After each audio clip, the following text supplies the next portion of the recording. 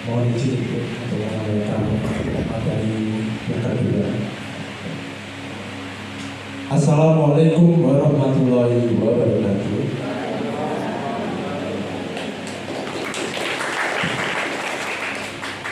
Alhamdulillah pada pagi hari ini kita dapat berkumpul ya di acara workshop di SMP Beranda Istimewa Kudo dalam keadaan sehat walafiat.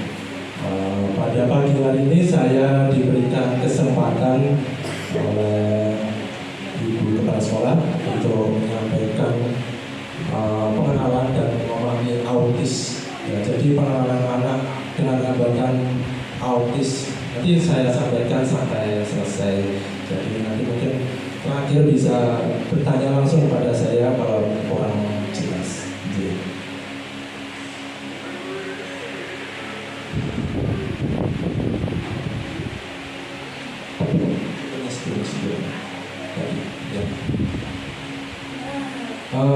Tadi sudah disampaikan oleh Bu Erna ya mengenai imunisasi. Sebenarnya ngapunten Ibu, saya ada pertanyaan. Mungkin Bapak Ibu di sini belum tahu ya secara gamblang apa itu KLB. KLB, iya KLB. Sebenarnya sering kali ibu-ibu dari puskesmas main ke sini, rawuh pun menjelaskan KLB. Nah, mungkin Bapak Ibu di sini belum tahu KLB itu apa. Sebenarnya itu KLB. Sebenarnya itu KLB adalah kejadian luar biasa Bapak Ibu sekalian.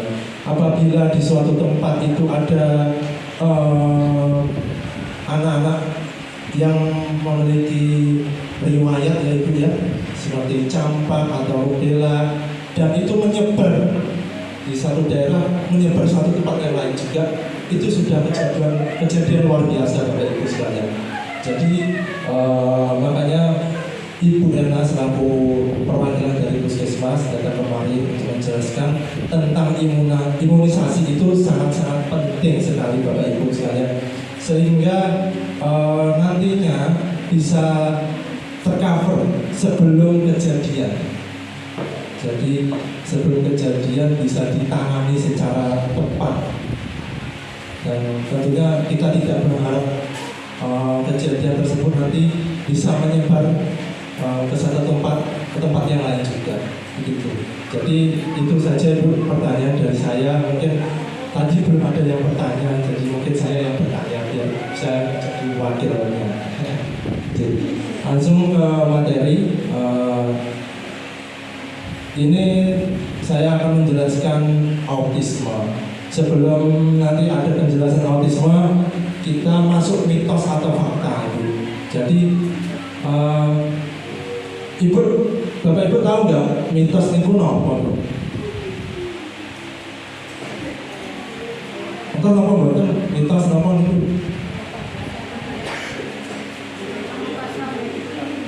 Beri angkat tangan, mitos apa? Apa? Ada yang bilang kepercayaan. Yeah. Itu mitos apa fakta? Kepercayaan Ibu. Nah, ada dua pilihan mitos sama fakta. Nah, kepercayaannya semua bisa kepercayaan Ibu. Gitu. Jadi kalau mitos itu kepercayaan bersifat benar atau tidak. Benar terjadi napa mboten? Napa dibisiki tetanggane? Kalian lho, napa niku ngomong gedang. Ana gedang kono dipuki. Bila tadi dideloki ning omahe mboten ada gedang. Napa niku? Sebenarnya niku mitos niku kepercayaan yang belum tentu kebenarannya itu. Nah, jadi kalau di pelajaran itu saya selalu guru itu mitos itu adalah kepercayaan yang diceritakan oleh masyarakat.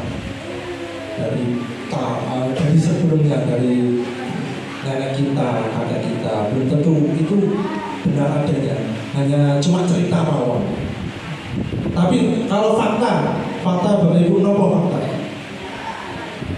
Kebalikannya. Apa itu? Kenyataan yang hakiki bisa. Ada lagi? Kebenaran boleh. Ada lagi?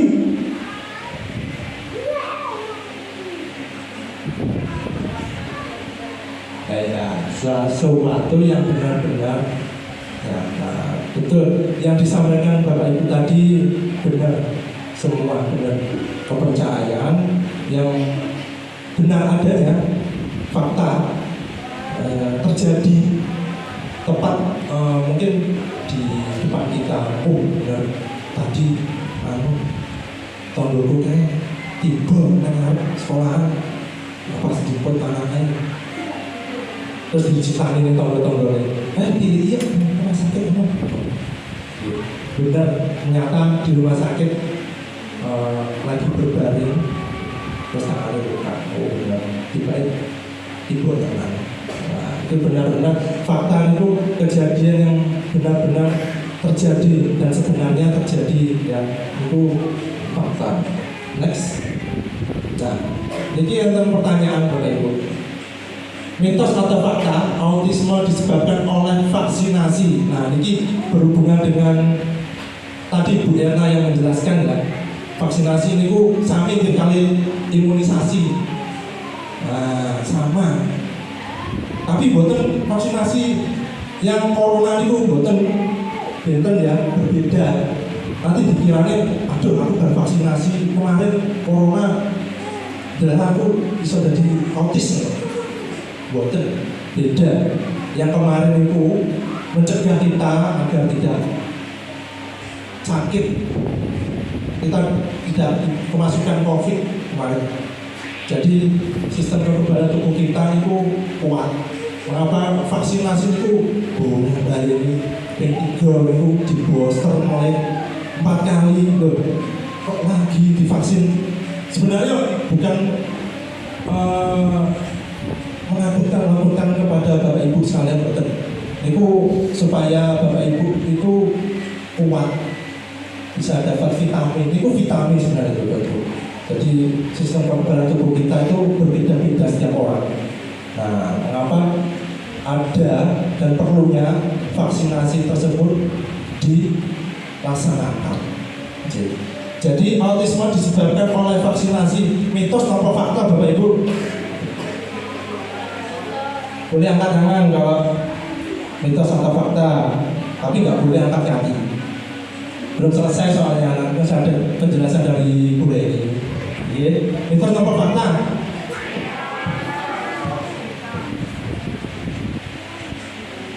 Apa? Mitos atau fakta? Autisme disebabkan vaksinasi. Boleh bebas. Apa? Mitos atau fakta? Mitos. Ada lagi? Coba angkat tangan yang mitos, coba ya. Mitos, pilih mitos siapa? Coba angkat tangan. Banyak sekali yang mitos. Coba kalau fakta. Coba angkat tangan. Gak ada. Bapak Ibu guru ada yang fakta? Ya, oke. Jadi autisme disebabkan oleh vaksinasi, mitos atau fakta? Sebenarnya mitos Bapak Ibu. Ya, tadi sudah dijelaskan sama Bu Erna, vaksinasi, imunisasi itu bagus buat pencegahan, buat anak-anak pun terhindar dari sakit atau penyakit. Ya, tadi sudah saya tanyakan, tadi belum ada yang menanyakan KLB, daripada nanti KLB kejadian luar biasa, lebih baik dicegah, gitu. Ya Bapak Ibu. Jadi dicegah, jangan sampai nanti menyebar kemana-mana, beliau mungkin kesebar tahun-tahun malah jadi ribut. Nah, daripada kejadian lebih baik beliau mungkin sakit puskesmas puskesmas bisa datang dan langsung terjun untuk melaksanakan vaksinasi.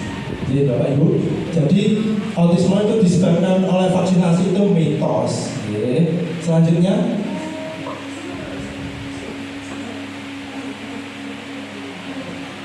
mitos atau fakta, anak-anak dengan autisme tidak bisa merasakan atau mengekspresikan emosi. Jadi anak-anak tidak bisa merasakan emosi ini wong. Ini pun mitos atau fakta Bapak Ibu? Atau anak-anak tidak bisa merasakan emosi, tidak bisa menyampaikan emosi. Ini pun mitos atau fakta? Coba angkat tangan. Yang mitos siapa? Satu toh? Iya. Pilihannya ada dua, mitos atau fakta.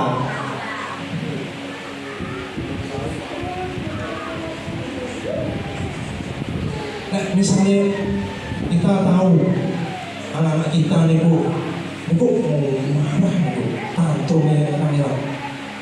Kalau buatan dituruti nopo dibebasin jajan itu mau nangis, ngamuk itu mitos nopo fakta, buatan tidak bisa merasakan emosi padahal nangis bocah ya. Nopo ibu? Ada fakta ya.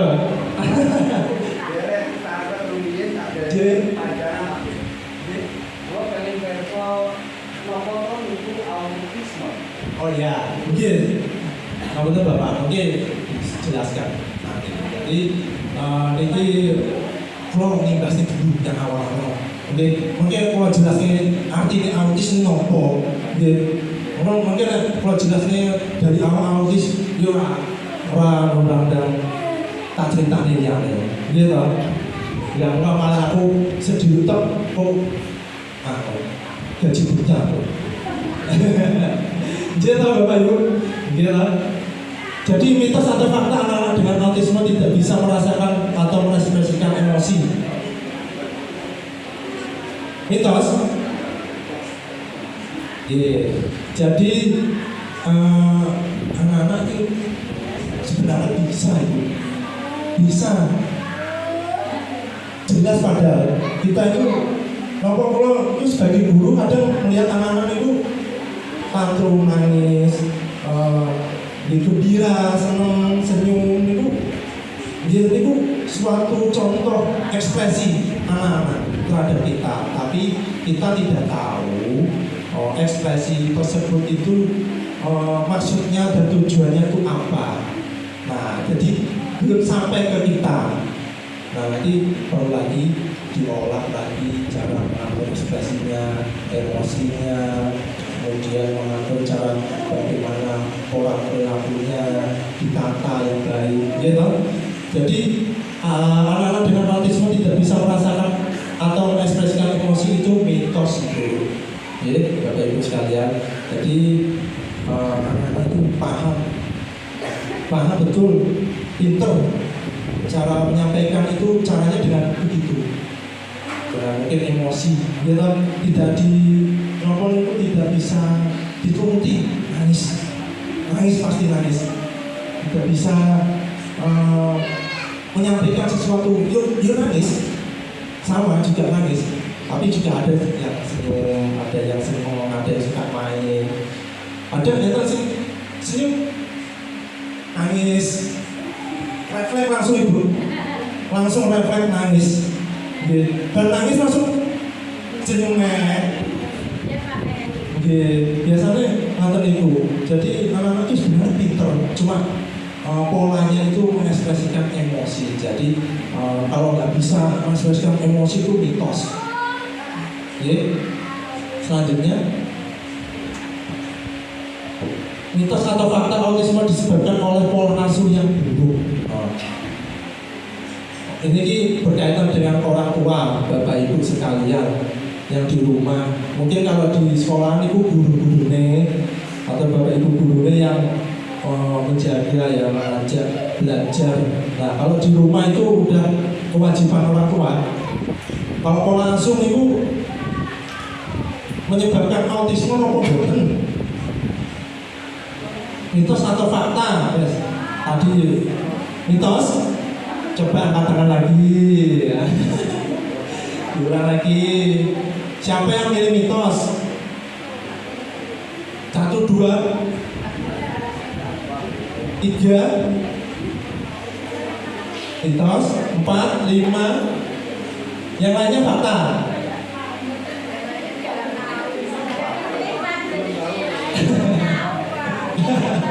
Gak apa-apa, pilih saja mitos atau fakta, gak disalahkan. Mungkin kalau selesai, milih mitos, padahal kudunya fakta, boten kalau boten nyalane. Pilih mawon. Dan kalau nanti bisa nerangin sing bener sing di, sing sama sing di, bener-bener bareng-bareng kabeh. Mitos atau fakta? Mitos. Oke. Banyak yang milih mitos. Sebenarnya adalah nungguin. Autisme disebabkan oleh pola asuh yang buruk. Itu sebenarnya mitos. Sebenarnya pola asuh itu sebenarnya nggak ada yang salah orang tua. Orang tua sebenarnya nggak ada yang salah. Apalagi hari ini yang ada yang ngajak putra putri ini tempriki, itu bukan salah. Itu sebenarnya sudah masuk kategori pola asuh yang baik. Mengajak, mengarangkul, nek diubahne ngono dolanan. Nah itu sing salah. Diubahne dolanan sing rambutan nggih pegang maupun alat-alat yang berbahaya, mainan sing bukan sebenarnya mainan dibuat mainan itu juga kurang tepat, pola asuh yang kurang tepat. Jadi bapak ibu harus merangkul anak putra putri ini. Kalau di sekolah itu kan guru-guru nih yang merangkul, yang mengajarkan, yang mungkin bisa mengawasi juga, mengatur pola perilaku nih, yang tadi yang emosi itu kesempatan belajar itu juga diawasi oleh bapak ibu guru. Tapi kalau di rumah itu pola asuh itu jangan lepas. Jangan lepas. Saran saya jangan lepas. Mungkin saran saya ini sebenarnya bukan saya sendiri yang menyarankan, tapi ini saya betul-betul dapat masukan dari yang lain juga, dari guru-guru yang lain, dari stakeholder yang lain, dari juga ada puskesmas juga, betul-betul diawasi yang lain. Apalagi kesehatan itu penting Bapak Ibu sekalian. Diatur makanannya apa yang dimakan, jangan sampai makan makanan yang kurang gizi, makanan-makanan yang kurang sehat, mengandung mungkin bahan-bahan yang kurang tidak bisa dicerna oleh tubuh. Lebih bagus nanti kalau makan makanan yang buah-buahnya itu ya, jadi banyak yang vitamin, yang berprotein, yang pokoknya yang Bapak Ibu yang udah tahu 5W1H, pokoknya untuk kesehatan putra putri ini. Jadi autisme disebabkan oleh pola asuh yang buruk itu mitos. Selanjutnya, ini apa autisme? Ada yang tahu autisme itu apa? Boleh searching di Google, boleh. Google, YouTube, TikTok, Facebook, boleh. Tapi buatan bisa nanyain autisme tentang Pak Polisi, buatan ngetos kadang, ngetosnya, aduh, bocah kayak, numpak motor, tak tilang mau, terus aku gak iso bahasa isyarat. Bocah ngene, aduh, iya, kok maksudnya, tak ngomong mulai naik. Itu sebenarnya sederhana banget, itu anak-anak tunarungu. Boleh, naik motor boleh, sudah ada syarat-syaratnya. Nah, itu sebenarnya kalau yang di luar tuh belum tahu ya autisme. Banyak yang belum tahu autisme. Ulang nih, sebagai guru juga masih belajar autisme itu apa sebenarnya. Masih kalau juga belajar juga sampai saat ini masih belajar. Nah, next. Ya, autisme itu enten singkatannya Autism Spectrum Disorder atau ASD. Didefinisikan sebagai gangguan perkembangan neurobiologis. Apa tuh neurobiologis kok? Ada di istilah-istilah neurobiologis, neurokimia, apa jadi neuro itu? Ada yang tahu itu, Bapak Ibu sekalian neurobiologis itu apa? Ada yang tahu? Boleh ngecek di Google, boleh buat Google, dicek terus bolak-balik gitu kok ya pakai kesel ya. Setengah robot, setengah komputer, setengah apa lah ya. Nek manusia ditekok itu goyang ngono. Napa neurobiologis?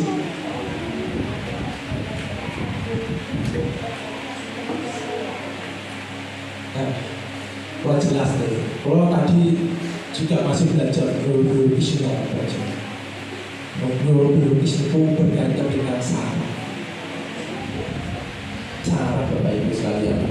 Jadi saraf yang ada di tubuh mungkin anak-anak autis ini, jadi itu berkaitan langsung dengan sistem motor dan semua badan yang langsung menjalar ke otak.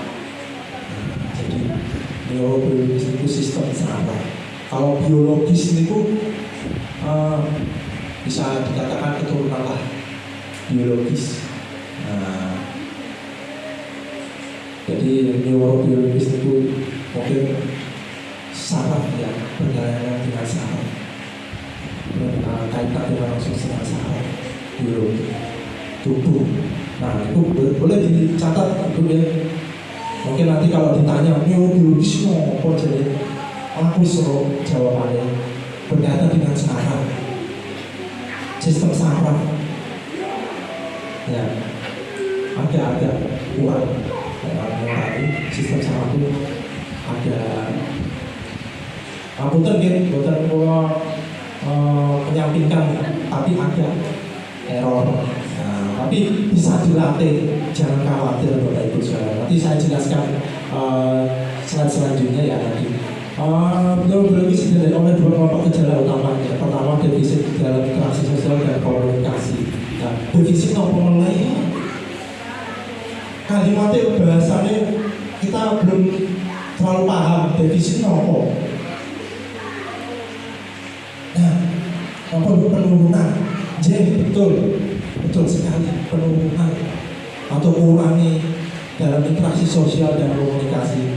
Jadi Bapak Ibu sekalian sudah tahu dan paham betul dengan anak-anak putra-putri ini nggak dijak ngomongin kadang buatan fokus. Nah bahasa baiknya buatan fokus mungkin kalau bahasa jeleknya nanti nggak enak nanti.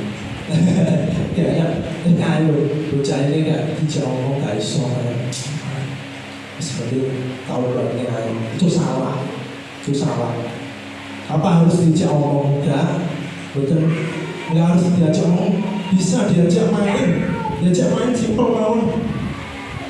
Main kertas, bikin pesawat itu sambil diajak gambar bisa. Cuma anak-anak autis itu kadang interaksi sosialnya kurang, penurunan interaksinya kurang. Jadi lawan komunikasinya itu tidak paham, padahal yang dihadapi adalah anak autis. Yang kedua, pola perilaku, minat atau aktivitas yang terbatas dan berulang. Jadi pola perilakunya terbatas, senangannya ngomong kita hobinya apa ya? Plastik, pokoknya sampah itu pasti. Benar, pola perilakunya bagus sekali kan, membuang sampah pada tempatnya, langsung ke tempatnya. Tapi kadang anak-anak autis itu stuck itu apa? Bapak Ibu stuck itu orang-orang punya kayak soalnya dipokoni tak gelap. Ada tantrum gitu, disuruh itu ayo di piringnya dikembalikan di tempatnya. Ada buatan dikembalikan tempatnya, dipakai lempar, atlet lempar lembing itu pecah akhirnya. Saya stres apa? Mbok Jadi tapi nggak boleh dimarahi Bapak Ibu sekalian. Nah itu juga termasuk kategori pola asuh ya. Bapak Ibu sekalian butuh sabar. Nah anak-anak autisme itu butuh sabar. Pasti mungkin diajari kemandirian bisa nanti. Tapi pelan-pelan bukan langsung. Ada namanya proses. Ya. Jadi pola perilaku minat atau aktivitas yang terbatas ya berulang, stuck atau begitu saja. Selanjutnya ada pun ciri-ciri anak-anak dengan autisme. Pertama, gangguan berkomunikasi sudah tadi, dan gangguan dalam berhubungan sosial sudah, gangguan perilaku juga sudah sama. Next. Nah, Bapak Ibu bisa lihat di depan di bagus mana dua lukisan ini. Ada lukisan pemandangan sama abstrak. Katanya hati dia. Nah dipajang di ruang tamu. Ini hati dia. Pemandangan sama abstrak. Pemandangan gitu. Bagus pemandangan, ada gunungnya, ada sungainya, jelas gambarannya bagus. Nah dikai biji, kalau kasih biji 100, kalau burung menggambarnya kasih 100, nggak kurang. Karena terlalu sempurna. Nah, tapi ada yang pilih abstrak bahkan kenapa nggak pilih abstrak? Padahal dia sami antar warnanya sama berwarna, nggak hitam putih. Tapi kenapa nggak ada yang pilih abstrak, kok pilih pemandangan? Ada yang bisa ngasih tahu kenapa alasannya kok pilih pemandangan? Kalau daripada abstrak mikirnya pasti, waduh, apa bisa elek kalau yang ini orang jelas, orang jelas. Padahal enten ini tikus, loh, ini apa kucing, ini gunung biasa ini gunung. Loh. Tapi kenapa kok pilih yang pemandangan? Karena lebih jelas. Oke. Tapi anak-anak autis itu melihatnya ini lebih bagus. Saya itu ini lebih bagus karena coretan. Tapi sebenarnya Bapak Ibu, faktanya itu lukisan abstrak itu jauh lebih mahal. Dia tahu Pak Bimo? Ya, lukisan abstrak lebih mahal ya dari pemandangan ya. Nah, kenapa kok lebih mahal? Yang tadi sebelumnya, anak-anak iso nangis emosi betul. Iya betul, mengekspresikan. Nah biasa nih ekspresinya itu cuma juga belum mau gak ada terus segitiga kayak gue terus kayak tumbuhan lumayan terus kayak kali gawan di apa terus karena nyontok. Nah kalau ini nggak bisa dicontoh Bapak Ibu. Lukisan abstrak nggak bisa dicontoh. Karya lukisan hasil karya orang tersebut. Nah itu mengapa nggak bisa dicontoh jadi mahal. Di museum-museum itu ngopo itu lukisan kayak ini yang jelas. Padahal ini mahal banget. Kalau dijual mahal banget karena tidak bisa dicontoh. Nah, itu sang pelukisnya itu mengekspresikan seperti itu karena dia tahu imajinasinya seperti itu. Kalau ini kita bisa imajinasi dan kita bisa contoh air gunung laut. Dia tahu Bapak Ibu, dia tahu. Nah, jadi kalau abstrak, kalau dipandang anak-anak autisme lagi bagus. Anak autisme itu suka gambar, ambil warna merah, ganti lagi warna biru, gak apa-apa. Di rumah itu Bapak Ibu memberikannya anak-anak ini gambar aja. Siapa tahu nanti hasilnya itu bagus, bisa dijual. Siapa tahu, nopo mungkin dilirik Pak Bupati, tak tunggu nih, mungkin akan gelar karya, kalau nanti diri mungkin dipajang, kepincut Pak Bupati ini, beli, dia dipajang mungkin tempat. Jadi nanti abstrak ini lebih bagus dan lebih mungkin bisa menjiwai, mengekspresikan seperti anak autisme tadi. Next. Nah, ini tata laksana atau urutan diagnosis autisme. Pertama, deteksi dini. Guru dan orang tua non profesional tuh. Padahal guru itu profesional harusnya. Tapi orang tua bukan profesional. Bisa nih nopo masak, dia tahu masak kan bukan masak mungkin bapaknya ngomong, tuh dia jadi panganannya di orangnya masak nih, pas pangan jodoh aja. Sebenarnya guru itu non profesional. Kalau deteksi dini, nanti mungkin yang di bawahnya baru profesional. Ya. Yang kedua diagnosis profesional, psikolog, dokter, dan psikiater. Nah, kalau berhubungan deteksi dini ini nopo diagnosa autisme itu ya yang profesional, yang berkaitan dengan kesehatan, psikolog, dokter, psikiater. Ya Bu Renat. Jadi selaku di dunia kesehatan itu yang diagnosis itu lebih profesional, orang-orang yang mumpuni. Guru bisa jadi profesional, bisa, tapi harus belajar lagi. Orang tua bisa profesional ya? Bisa, tapi harus sekolah lagi biar menjadi profesional. Okay. Yang ketiga, terapi perilaku psikologi dan bicara.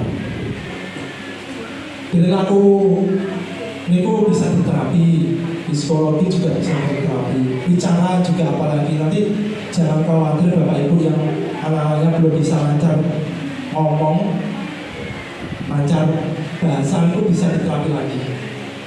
Next.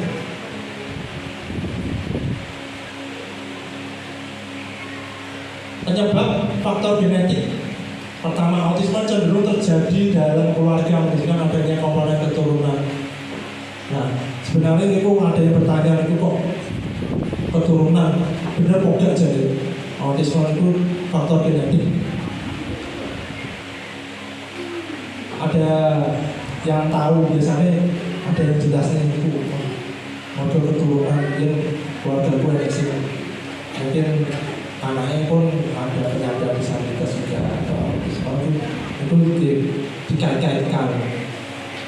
Sebenarnya faktor genetik ada juga, faktor genetik juga ada.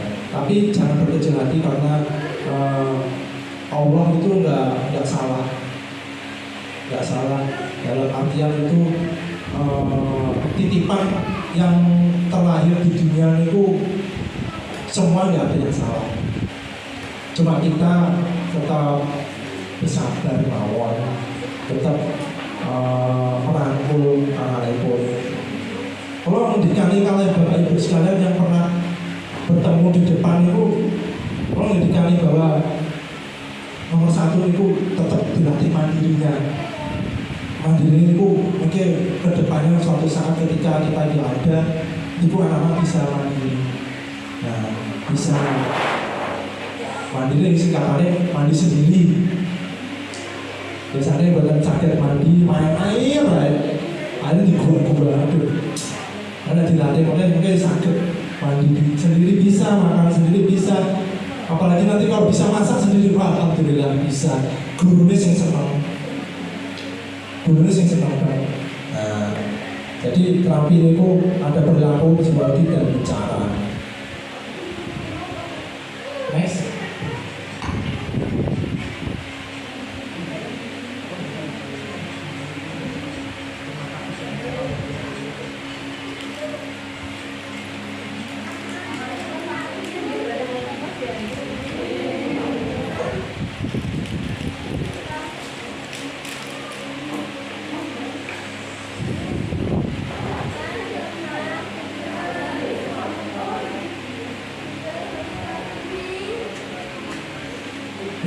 Kabupaten Buana langsung ya soalnya penting.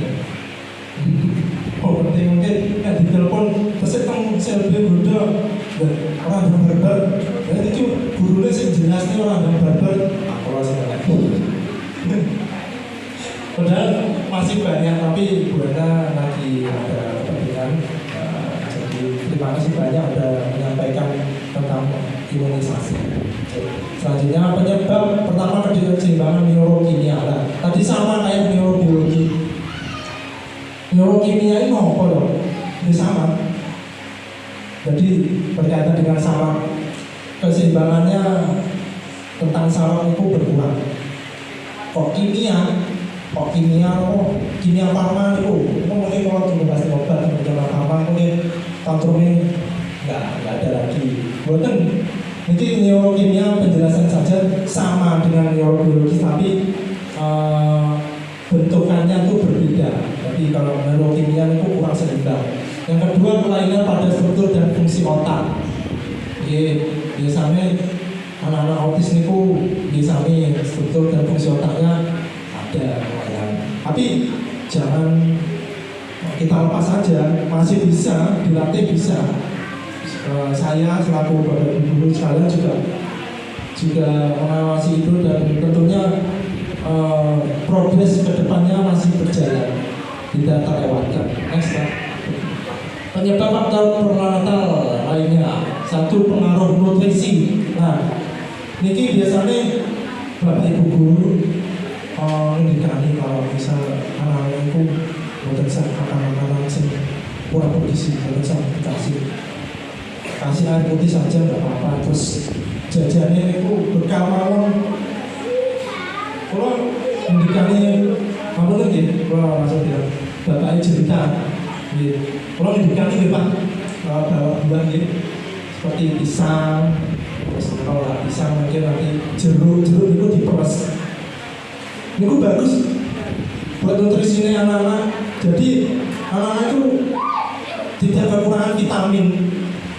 Kalau makan buah itu nggak kekurangan vitamin. Boleh makanan yang lain boleh. Bisa kayak makan jajan yang mungkin tidak terlalu coklat, jajan yang sehat-sehat masih boleh. Terus dimasaknya sih berminyak-minyak itu goreng-goreng pun masih boleh, tidak melarang. Tapi jangan sampai niku berlebihan Bapak Ibu. Kalau bisa seimbang. Buahnya goreng-gorengan ini nggak bertambah nasi di jadi seimbang. Kalau misal mungkin ditanggung di sakit puskesmas, makanannya apa? Ini makanannya buah sama itu padunya nasi, ada proteinnya saking ayam, telur. Wah, alhamdulillah. Bapak kok tahu? Ibu kok tahu?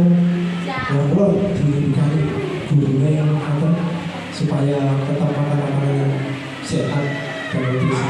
Nah, itu juga bagus. Nanti nama sekolah juga bagus. Bapak ibu guru juga tidak malu. Bapak ibu jenengan juga buatan pesan terhadap anak kalau sudah dilatih dari awal makan makanan yang bergizi, yang bernutrisi itu tidak pesan.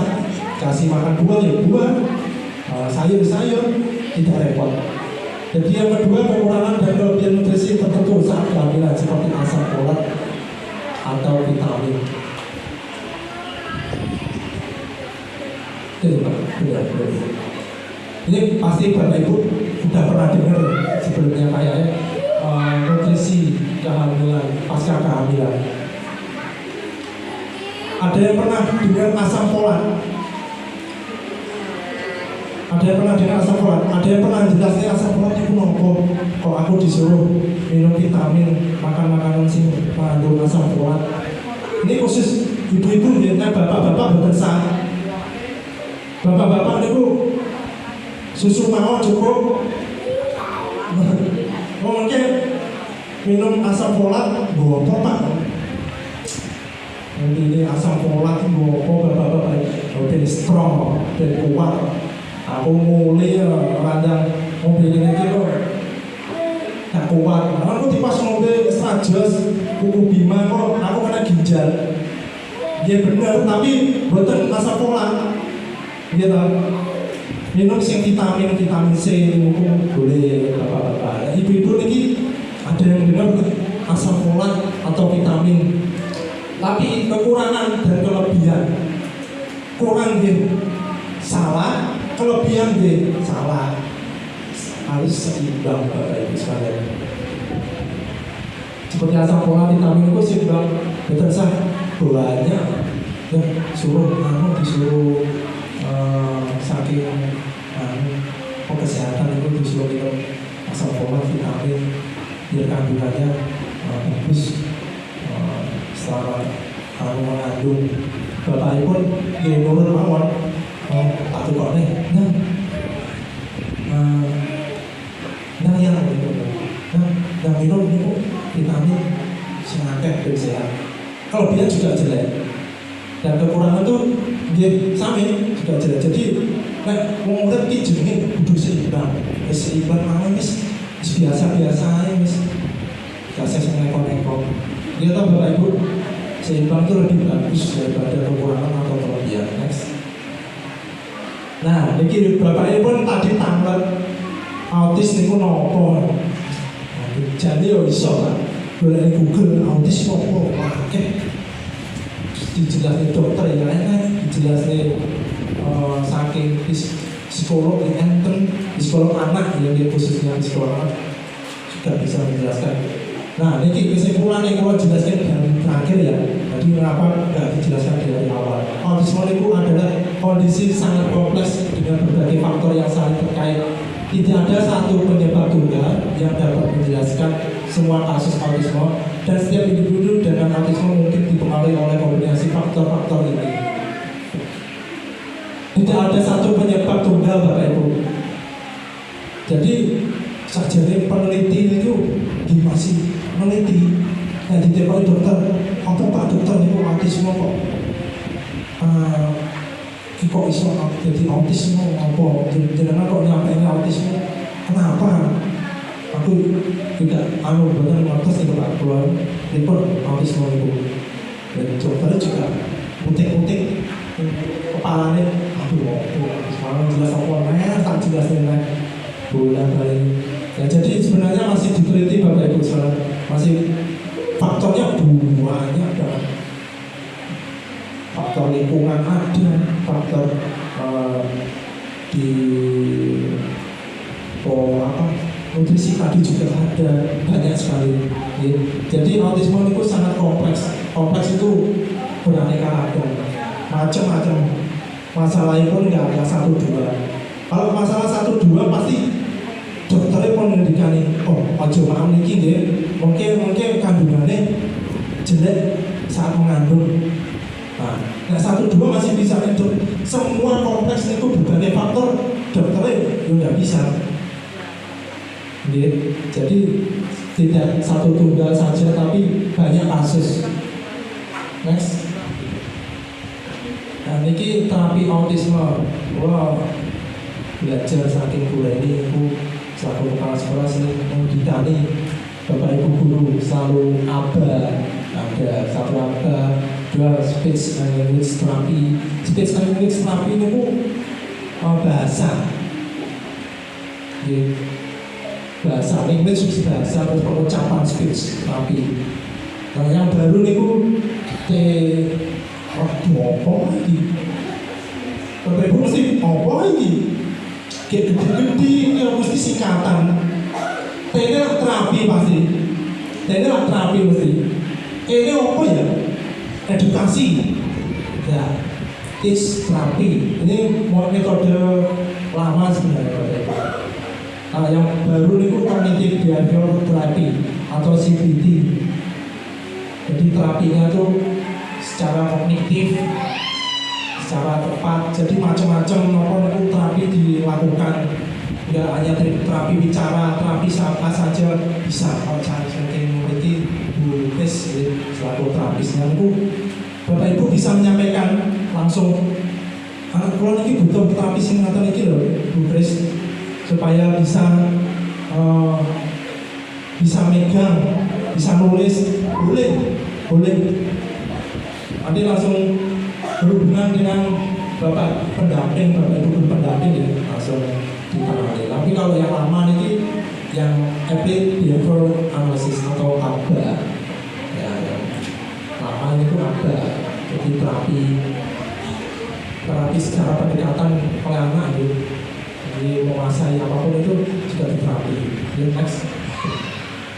Autisme pada remaja. Pertama perubahan sosial pasti, perubahan fisik hormonal. Jadi kadang biasanya niku hormonal kadang bermasalah juga bisa. Perilaku dan minat khusus. Jadi niku mungkin anak-anak juga stuck tadi cuma ngata-ngata niku mau ya, berubah. Terus kesulitan belajar, kecemasan dan depresi. Nah, depresi tadi niku pendekatannya tadi sama CBT yang baru. Jadi kalau di psikolog maupun di psikiater niku CBT pendekatannya. Kenapa? Ada anak-anak remaja niku aduh cemas, stres. Aku diskusi ngawur karo wong tuaku konflik siji. Anaknya jadi stres, gak kedulan. Tengok mana sinau. Salah juga pola perilaku yang terlalu erat itu ya salah. Anaknya juga perlu main juga perlu. Anak mainnya enggak tiap hari, mainnya dibatasi. Nah itu yang paling penting itu pola perilaku, pola asuh terhadap anak itu ya dibatasi, lebih baik dibatasi. Boleh masih main tapi dibatasi. Nah, kecemasan dan depresi itu dia masuk JDT. Transisi ke masa dewasa, dia ada alasannya ya, sami transisi ke masa dewasa itu pubertas.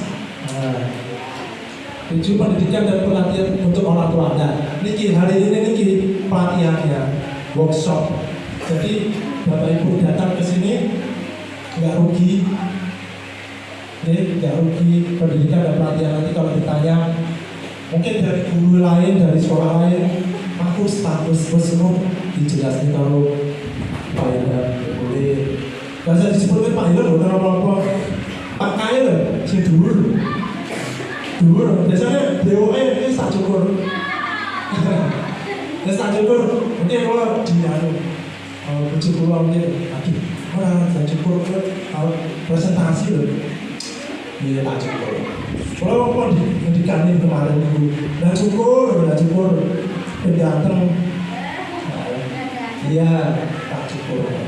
Ya rapi, mungkin berhadapan dengan orang tua biar senang, anak-anak juga biar senang. Itu alasannya kenapa pola asuh. Biasanya pola diasuh kalian bujuk pulau. Tapi dia balikannya jadi pulau ada siap, kesel gak siap. Saatnya naik dulu, tapi masih belajar juga. Next. Nah ini udah terakhir dari saya penutup. Setiap individu memiliki bakat tersembunyi, temukan dan kembangkan. Fokus pada minat dan kekuatan mereka untuk membangun kepercayaan diri dan keterampilannya. Jadi sudah saya jelaskan Bapak Ibu sekalian. Nah, ketemu saya di depan itu saya jelaskan nomor siji itu mandirinya dilatih. Bukan saya belajar ngomong-ngomong. Nah, angka 1 sampai 10 bukan sampai macam, bukan ngomong-ngomong. Terus nih, tidak ada salah ya. Iya loh. Paling utama itu mandiri. Nah, mungkin udah bisa nanti berlatih vokasi. Vokasi itu penting juga. Makanya CSMK pelatihan mesin, vokasi latihan jahit, vokasi. Biar kita SMP itu biar mati vokasi juga, biar anak-anak itu mandiri nanti. Nah, mesti kalau orang tuanya bisa boleh gaya nyabut dari diri, boleh upah diri. Kita Bapak Ibu, kerjanya apa? Bakul gitu, apa nggak salah, kalau gitu bakul kadang cuma minggu mawon. Tapi yang lain itu kalau online aja. Online saja karena nggak ada yang jaga. Jadi keterampilan itu paling utama. Jadi sebenarnya kalau sama Bu Leni itu kalau menyampaikan pengalaman terhadap anak autisme, ya kalau masih belajar. Kalau dia belum dia ngakukan belum punya anak dia masih belajar, masih program, masih cara menangani anak seperti apa. Next. Ya. Itu dari saya. Ngapunten kalau misal tadi ada kata-kata, ada kalimat yang kurang berkenan. Terima kasih banyak Rawuh itu Bapak Ibu sekalian udah merumput pagi-pagi. Mungkin ngapunten nggih, merumput pagi-pagi nggak apa-apa nggih. Betul apa Bu? Betul apa? Sekian dari saya, kurang lebihnya mohon maaf. Assalamualaikum warahmatullahi wabarakatuh. Terima kasih Pak Ilham. Tepuk tangan juga untuk Pak Ilham ya.